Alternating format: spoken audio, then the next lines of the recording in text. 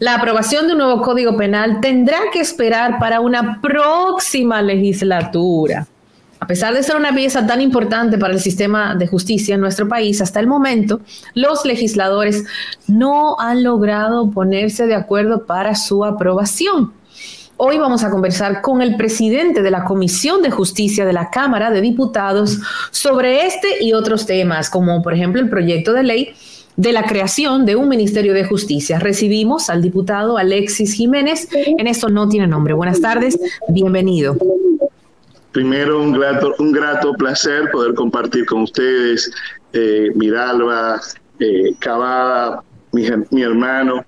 Decirle que sí, que presidimos la Comisión Permanente de Justicia de esta Cámara de Diputados, que ha sido un alto honor, y decirle que el Código Penal, específicamente la primera pregunta que se nos hiciese, está muy adelantado.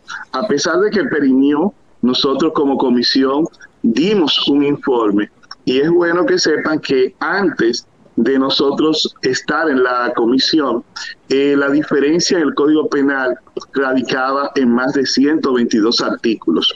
En el día de hoy, la diferencia que existe en el Código Penal solamente radica en un artículo, que es el artículo de la discriminación, y pudiésemos quizá decir más en los artículos que tienen que ver con las causales.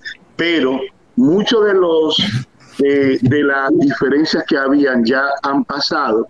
Nosotros como comisión ya dimos un informe sobre el mismo, pero el proyecto perimió. Estamos a la espera de que pueda volver a ser reintroducido, y ya con el camino que se ha recorrido, creo que inclusive pudiese aprobarse en la próxima legislatura. Es verdad que estamos en un año preelectoral. Es bueno que se sepa que la legislatura terminó el día 26 de julio, que el presidente de la República convocó a una legislatura extraordinaria, que es en la que estamos en la actualidad, y que el 16 de agosto inicia la nueva legislatura para nosotros conocer temas importantes y temas de país, como es el Código Penal. Por otro lado, tenemos el Ministerio de Justicia, que está en la Comisión también Permanente de Justicia. Presidente, perdone que le interrumpa, pero sería bueno para que los oyentes también tuvieran edificado. ¿Qué implica que un proyecto de ley, en este caso el Código Penal, que ha sido reclamado por años, perima en una legislatura? ¿Qué implica eso? ¿Qué quiere decir que perima? Lo digo para edificar a la gente, y sobre todo, ¿qué pasa en lo adelante? Si perimió, ¿cuál es el camino que debe recorrer comenzando la próxima legislatura? Miren, la técnica legislativa y constitucional establece el término de la legislatura, que la legislatura es el periodo en que las cámaras sesionan regularmente. Es decir, una empieza el 27 de febrero, otra y dura 150 días, según la Constitución, otra empieza el 16 de agosto y dura 150 días. Ese es el periodo donde los que tenemos a vocación legislativa podemos presentar iniciativa legislativa. Un proyecto no puede tener más de 2 legislaturas. Entonces, tienen que ser, para un proyecto ser aprobado, tiene que aprobarse en 2 legislaturas. ¿Qué ha pasado? Que fue introducido en una legislatura antes de diciembre y tomó la legislatura del año pasado y esta legislatura de ahora. Por eso perime. Perime es que el proyecto recesa, se queda en su mismo estado, pero esto no le imposibilita al legislador proponente de la iniciativa volver a depositar la misma iniciativa. Es un tema legislativo. Por ejemplo, nosotros tenemos leyes que han perimido, y lo que hace es que se vuelve y se reintroduce y se conoce. Ejemplo, si el código fuese depositado, ¿qué nosotros le decimos al proponente? Que es que no lo deposite en la legislatura extraordinaria, porque la legislatura extraordinaria podría contársele como una legislatura. Pero si lo deposita a partir del 16 de agosto, bien, tuviéramos el tiempo, aunque estemos en un año preelectoral, porque tengo que decirle algo. Por ejemplo, en la Comisión de Justicia hemos estado trabajando de manera incesante. Todos los lunes se reúne la Comisión de Justicia. Tuvimos 2 meses.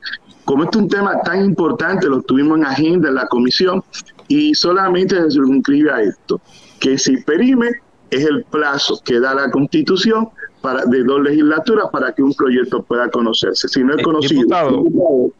Diputado Ariel Manzanillo, con pueblano suyo. Mi hermano. ¿Por qué ha sido igual? ¿Por qué ha sido tan tortuoso el camino de este Código Procesal Penal? ¿Qué es lo que pasa? O sea, para que los de a pie entendamos por qué es que nunca se pone de acuerdo la Cámara de Diputados, pues sí fue aprobado por el Senado, pero cuando llegó a la Cámara de Diputados se quedó ahí. ¿Por qué tan tortuoso el camino de este Código Procesal Penal? Lo bueno es que ustedes tienen un programa de mucho contenido, de contenido educativo. Miren, ¿por qué? Y hacen excelentes preguntas. ¿Por qué es tan difícil? Primero, porque en el Senado son 32 senadores. Segundo, porque los diputados somos 190. Y recuerden que el Código Penal, y no en este país, nosotros estuvimos en Francia, y que es donde sale la génesis de nuestros códigos. Estamos hablando de los códigos franceses. El Código Penal, el Código Civil, Procesal Penal y Procesal Civil, vienen de Francia. Y Napoleón decía, no me van a conocer por mis grandes conquistas, pero sí por mis grandes códigos.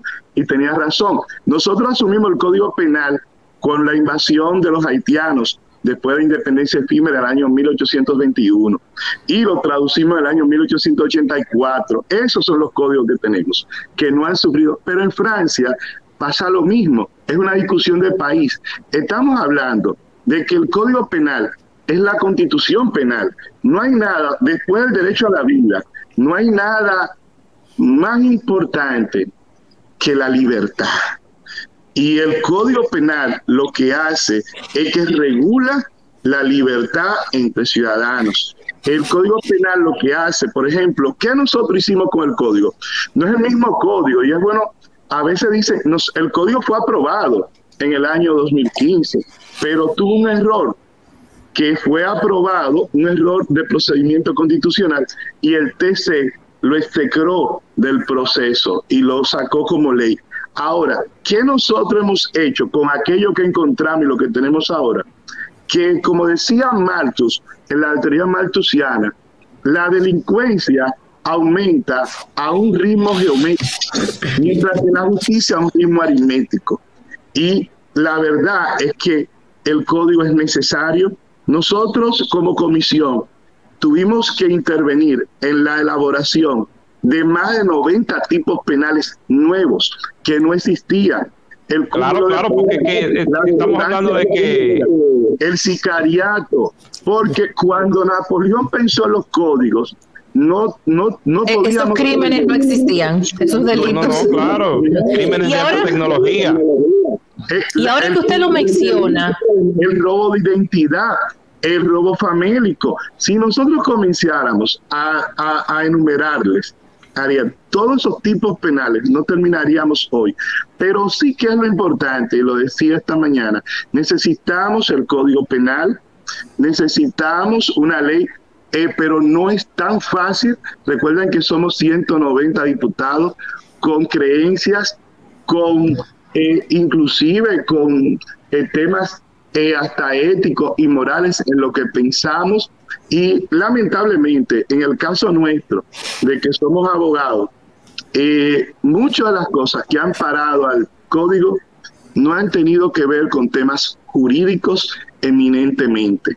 Y cuando le digo que no han tenido que ver con temas jurídicos eminentemente, es que no han tenido que ser sobre los tipos, sobre los institutos penales. Nosotros ahora mismo, ¿qué hicimos con este código? Pudimos introducir lo mejor de la jurisprudencia alemana, española y hasta estadounidense. Ejemplo, en la legítima defensa, el Instituto Penal del Derecho al Castillo lo establecimos. Es decir, nosotros tenemos un código moderno, si lo podemos aprobar, y yo apuesto, por eso felicitaba y los felicito a ustedes, porque ha sido la noticia principal casi siempre cuando se nos pregunta. Por ejemplo, nosotros aprobamos una ley que, se lo voy a decir, el presidente Pacheco mañana hará su rendición de cuentas. ¿Y qué pasa? Nosotros hemos hecho algo histórico en el tema de la mora legislativa. Tenemos aprobado más de 1.500 asuntos.